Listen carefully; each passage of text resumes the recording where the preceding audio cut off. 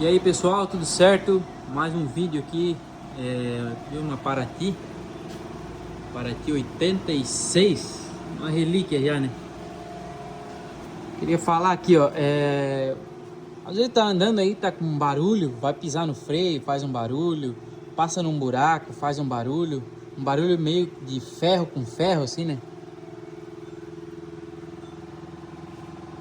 Aqui, ó, tu deita lá embaixo e dá uma olhada se não tá com essa marca de ferrugem aí, ó. O que acontece? Barra estabilizadora fica arrastando ali, ó, na bandeja, olha lá, ó. E aí é onde dá o atrito e faz esse barulho. O que seria o certo fazer?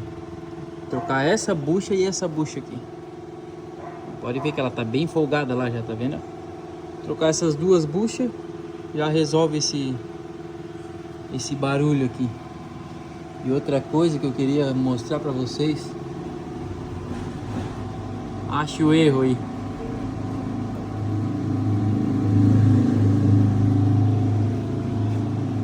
Ache o erro. Aqui a gente vai ter que inverter, né? Coxinha lateral aí do motor. Esse coxinho tá até com a boca aberta já, tá vendo? Esse coxinho ele é ao contrário. Essa parte fica virado para frente, para cima, quer dizer, desculpa. E esses dois furinhos aqui fica virado para baixo.